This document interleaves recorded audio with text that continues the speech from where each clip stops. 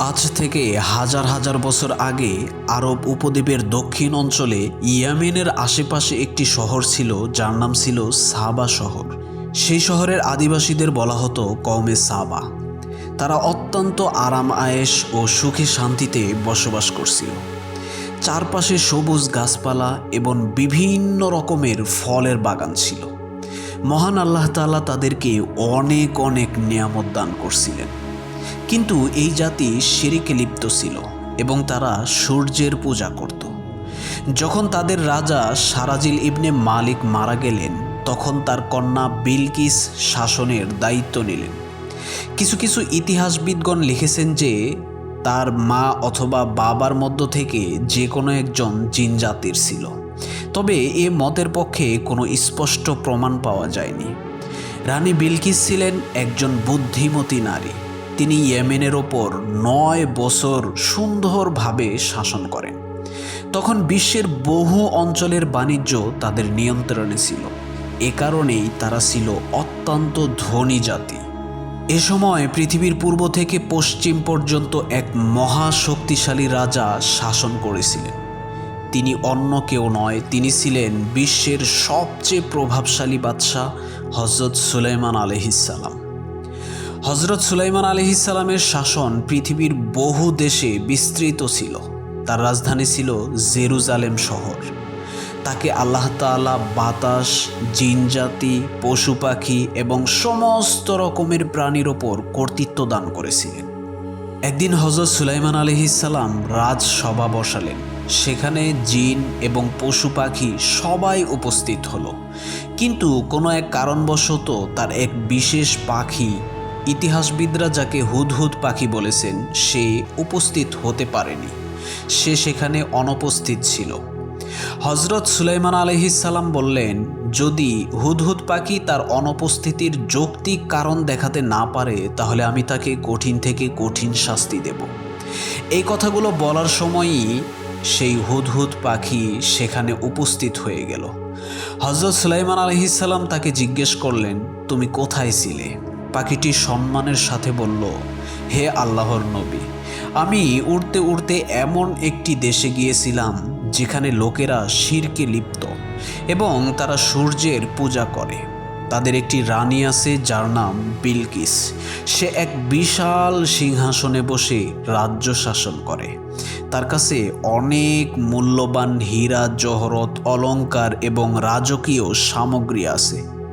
হযরত সুলাইমান আলাইহিসসালাম বললেন, যদি তোমার কথা সত্য হয় তবে আমার একটি চিঠি সেখানে পৌঁছে দাও এবং সেখানকার প্রতিক্রিয়া দেখে আমাকে জানাও।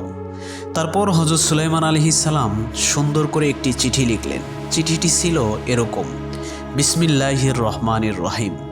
এটি সম্মানিত সুলাইমান ইবনে দাউদের পক্ষ থেকে সাবার রানী বিলকিসের জন্য। যে সঠিক পথের অনুসরণ করবে তার জন্য শান্তি রয়েছে। আমার বিরুদ্ধে বিদ্রোহ করো না, অহংকার করো না, বরং আমার কাছে বিনয়ী হয়ে চলে এসো। চিঠিটি লেখা শেষ হলে চিঠিটি হুদহুদ পাখির কাছে দিয়ে দেওয়া হয়। পাখিটি চিঠিটি নিয়ে রওনা হলো এবং একসময় বিলকিসের রাজ্যে এসে পৌঁছালো।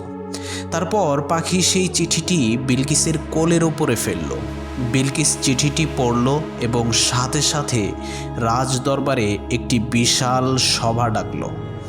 বিলকিসের দরবারে প্রায় 300 উপদেষ্টা উপস্থিত ছিলেন।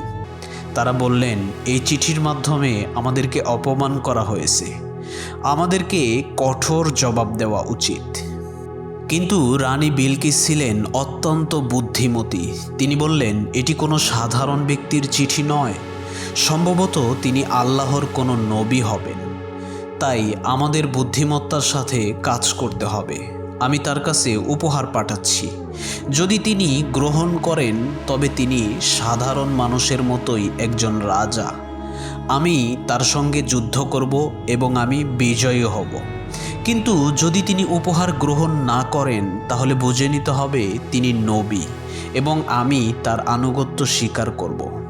তারপর রানী বিলকিস সুলাইমান আলাইহিসসালামের জন্য এক বিশাল উপহার পাঠালেন।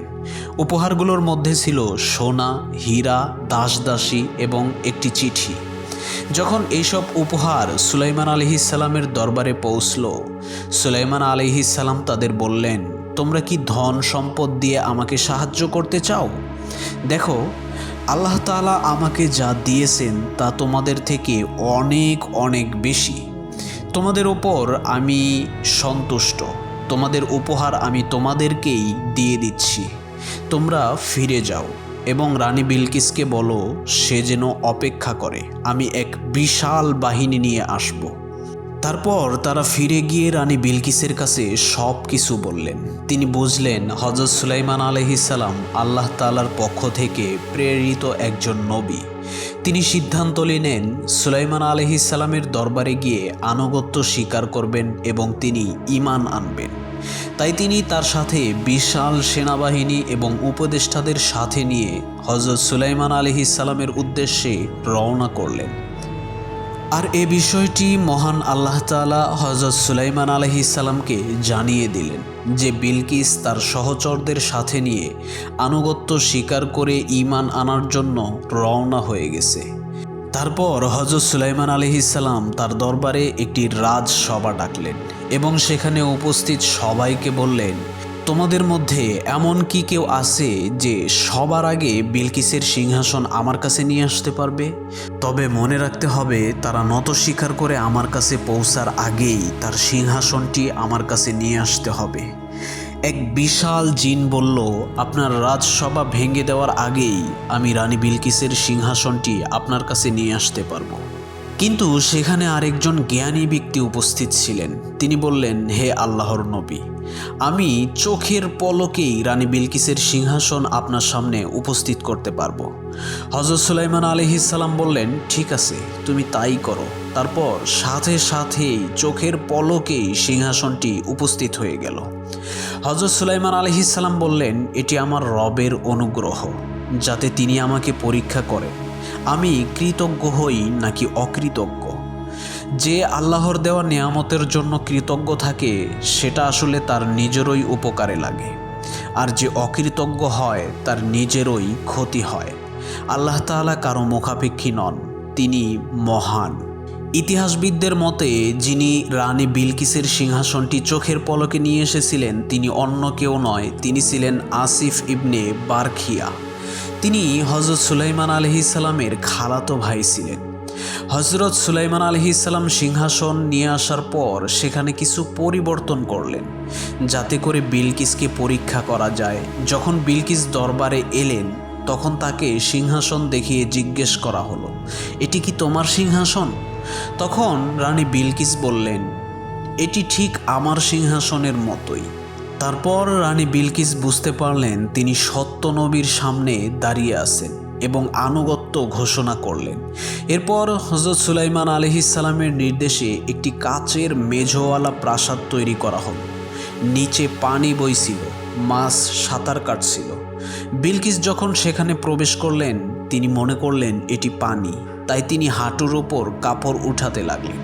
হযরত সুলাইমান আলাইহিসসালাম বললেন, এটি কাচের মেঝো, এটি কোনো পানি নয়। তখন বিলকিস লজ্জিত হয়ে বললেন, হে আমার রব, আমি সূর্যের পূজা করে নিজের ওপর অন্যায় করেছিলাম।